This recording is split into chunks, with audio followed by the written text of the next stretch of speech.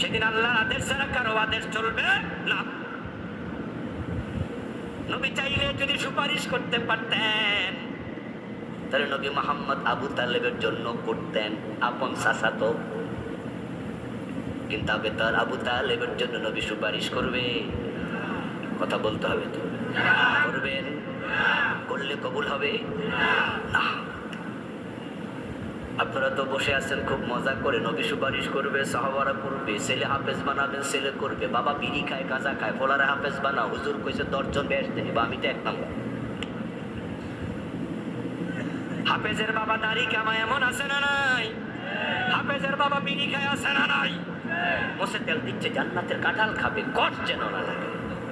ফলারে হাফেজ বানাইছি না, 10 জন বেহেশতে নিলে আমি তো 1 নম্বর করে যাবো। আরে দোস্ত না, সুপারিশ সত্য, আর শাফাআতু হাক্কুন, শাফাআত সত্য, কিন্তু শাফাআত থাকবে আল্লাহর হাতের মুঠোয়।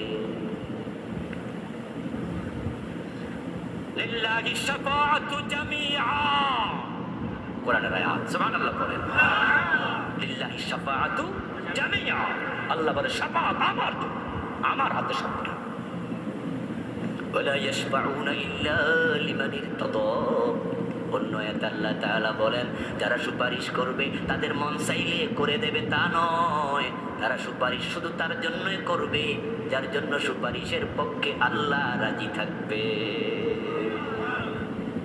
ইল্লা লিমান ইরতাদা, মান যাল্লাযী ইয়াশফাউ ইনদাহু ইল্লা বিইذনিহি। এটা পারেন না? আয়াতুল কুরসির মাঝে তো প্রায় পড়েন, 5 ওয়াক্ত নামাজের পরে তো অনেকে পড়েন, মান যাল্লাযী ইয়াশফাউ ইনদাহু ইল্লা বিইذনিহি। আল্লাহ প্রশ্ন করতেছে আল্লাহর অনুমতি ছাড়া সুপারিশ করবে কে? আল্লাহ আপনার উপরে খুশি থাকলে তারপর আল্লাহ তাআলা দেখায়া দেবে, জানায়া দেবে, ও নবী মুহাম্মদ আমি ওনার উপরে খুশি। কিন্তু তার আমলনামায় কিছু গুনাহ আছে, ধরা খাইয়া যাবে, পাল্লা হালকা হয়ে যাবে। আমি তার উপরে খুশি আছি, তুমি সুপারিশ করিও। কিন্তু আপনি যদি সীমা লঙ্ঘনকারী হন, আপনার জন্য সুপারিশ হবে না। এখন বেদাতি হয়ে গেছেন, বিপদ। আমল কবুল হবে না যদি আপনি হারাম খান। হারামের সাথে সম্পর্ক আমাদের আছে না নাই?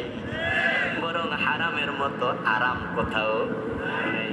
অনেকের কাছে ঘুষ অক্সিজেনের চেয়ে আসো জরুরি। অক্সিজেন না হইলেও চলে, ঘুষ না হলে চলবে না। ভাতের চেয়ে ঘুষ বেশি খায় এমন অফিসার আছে না নাই?